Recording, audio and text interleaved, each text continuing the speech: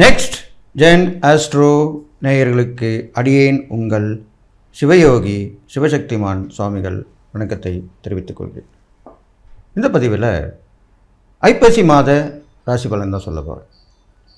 12 ராசிகளுக்கும் உண்டான ஐப்பசி மாத ராசி பலன்கள். அதுக்கு முன்னாடி இந்த ஐப்பசி மாதத்தினுடைய கிரக நிலையெல்லாம் தெரிஞ்சு வச்சு தான் அதுக்குண்டான பலன் சொல்லணும். ஒவ்வொரு ராசியாதிபதிக்கும் அவருடைய பார்வை பலன், இருக்கும் இடம், பார்க்கும் இடம், ஸ்தான பலன், ஆதிபத்திய பலன், காரக பலன் எல்லாத்தையும் வச்சு தான் சொல்லணும். கண்ண முடின்னு சொல்லக்கூடாது. அதனால் நிறைய பார்த்து ஆராய்ஞ்சு அனுபவப்பட்டு ஆராய்ச்சி பண்ணி தான் சொல்லணும். அந்த வகையில் தான் சொல்லிட்டு வரேன். எல்லாருமே உங்களுடைய கமெண்ட்ஸில் கரெக்டாக இருக்குதுன்னு சொல்கிறீங்க. நீங்கள் பொதுவான பலன் சொல்கிறதே எங்களுக்கு எங்கள் ஜாதகத்தை பார்த்து சொல்கிற மாதிரியே இருக்குது அப்படின்னு சொல்லி நிறைய பேர் இருக்குது கமெண்ட்ஸ் பண்ணியிருக்கீங்க. வெளியூர்லேருந்து வெளிநாட்டிலேருந்து எல்லாமே. அதை நான் வரவேற்கிறேன். ரொம்ப சந்தோஷப்படுறேன். அந்த வகையில் இப்போ இந்த பொது பலன் முடிச்சுட்டு அதுக்கப்புறமா ஒவ்வொரு ராசிக்கு பலனை சொல்ல போகிறேன். அதுக்கு முன்னாடி என்னுடைய இப்போ குருநாதரை நான் வணங்கிக்கிறேன். ஓம் குருப்யோ நம நற்பவி நற்பவி நற்பவி ஓம் காஞ்சிவாசாய வித்மிகே சாந்தரூபாய தீமிகே தன்னோ சந்திரசேகர பிரச்சோதயாத். அடுத்ததாக என்னுடைய உபாசன மகா காளியை வணங்குறேன். ஓம் காளிகாசாய வித்மிகே மசான வாசின்ன தீமிகே தன்னோ அகோர பிரச்சோதயாத். அடுத்த என் உபாசன தேவமனா மகா வாராகிய வணங்கு. ஓம் அகிஷத் பஜாய வித்மிகே சண்டகஸ்தாயம் தன்னோ வாராகி பிரச்சோதயாத். இன்னொரு உபாசன தேவன் பகலாமுகன். ஓம் பகலாமுகி வித்மிகே சம்பின் சந்திமிகே தன்னோ தேவி பிரச்சோதயாத். பொதுவாக இந்த ஐப்பசி மாத கிரகணில் பார்க்கும்பொழுது குரு அதிசாரமாக கடகராசியிலே வீற்றிருக்கிறார்.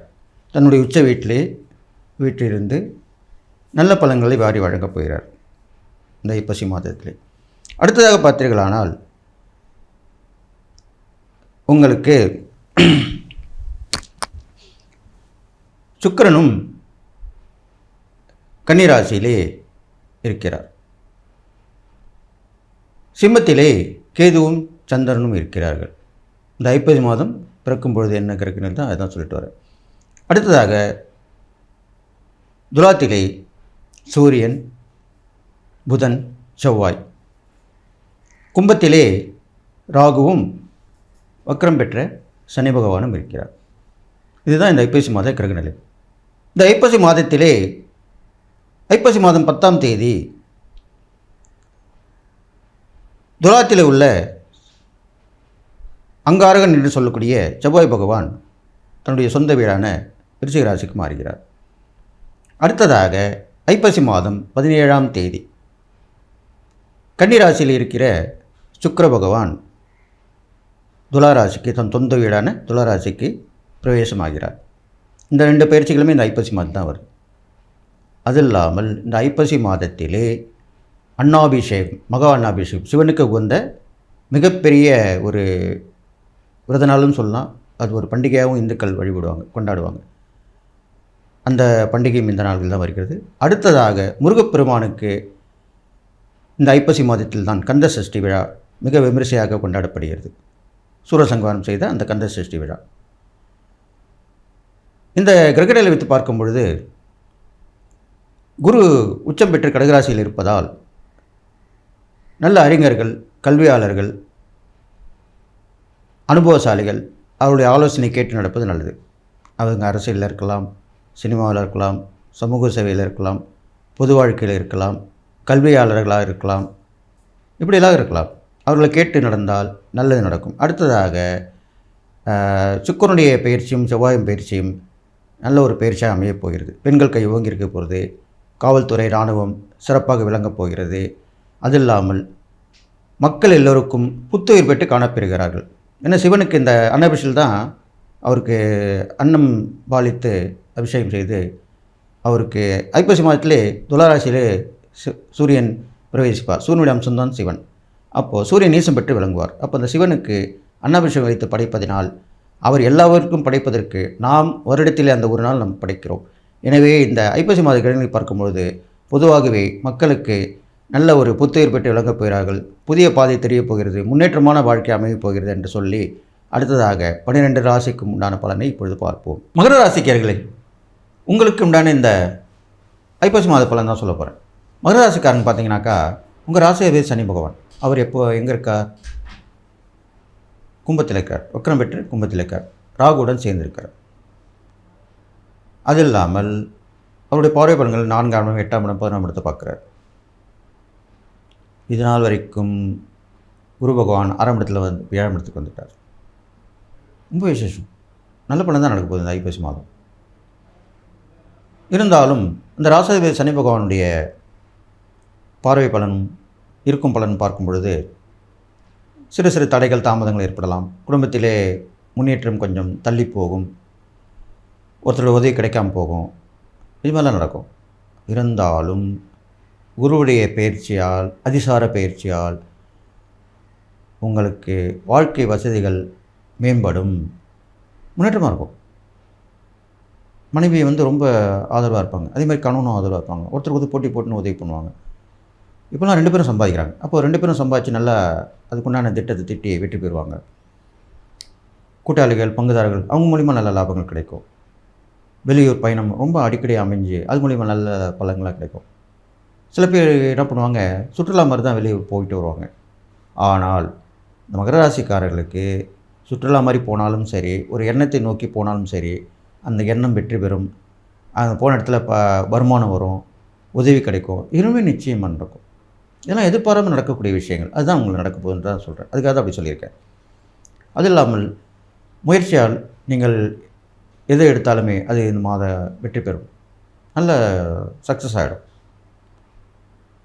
பெண்களுக்கு ரொம்ப கை ஓங்கியிருக்கும். அவங்களுடைய நினைத்த விஷயங்கள் இதை செஞ்சிடணும், இதை நடக்கணும், இதை வாங்கிடணும், இது மாதிரி இதில் தானே பெண்கள் பிடிவாதமாக இருப்பாங்க. அது எல்லாமே அவங்களுக்கு கிடைச்சிரும், ஈஸியாக கிடைக்கும்.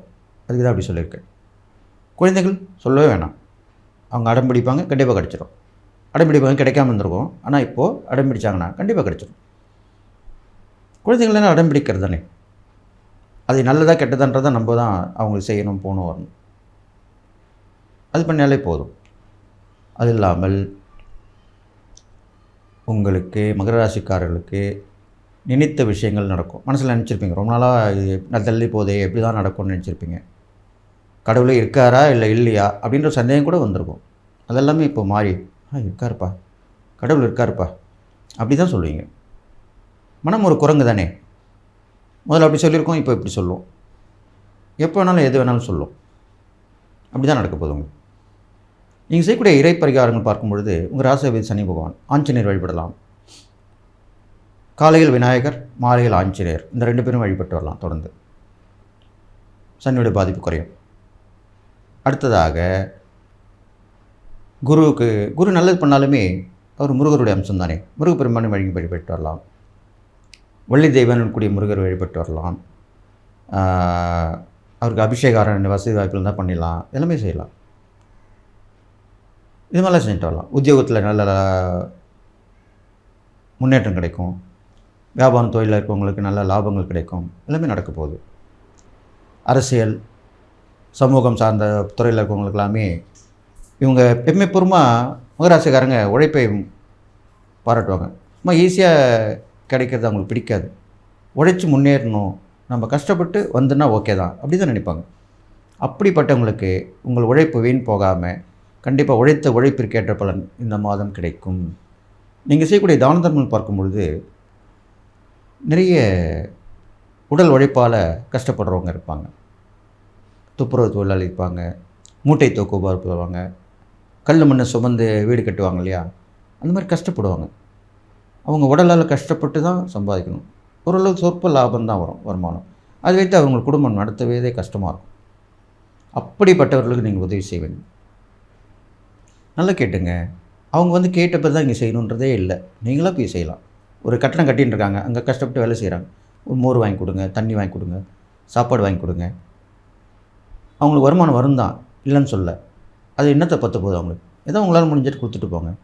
நீங்கள் பார்க்கும் பொழுது அதே மாதிரி துப்புரவு, சாலையில் துப்புரவு பண்ணிகிட்டு இருப்பாங்க, போங்க வழியில் பாருங்கள், டக்குன்னு கொடுத்துட்டு வாங்க, உதவி பண்ணிட்டு வாங்க. இந்த மூட்டை போடுவாங்க, லோடிங் அன்லோடிங் அது மாதிரி ஏற்றி இறக்கிட்டு இருப்பாங்க, அவங்களுக்கும் கொடுங்க. அவங்க கொடுத்தா வேணான்னு சொல்ல போகிறாங்க, கண்டிப்பாக வாங்கிப்பாங்க. அப்போ தான் அதுக்குண்டான பலன் கண்டிப்பாக கிடைக்கும். அதனால் இந்த ஐப்பசி மாதத்திலே உடல் உழைத்து வெற்றி பெற்று முன்னேற்றம் கண்டு உங்கள் திறமையால் ஜெயித்து எல்லா வகையிலும் ஏற்றம் பெற்று நம்பிக்கையுடன் வாழப்போகிறீர்கள். அது அந்த மாதம். அதனால் கவலைப்பட வேண்டாம்னு சொல்லி, நீங்கள் எல்லா நலமும் பெற்று வாழ்வீர்கள்னு சொல்லி வாழ்த்தி விடைபெறுகிறேன். நன்றி.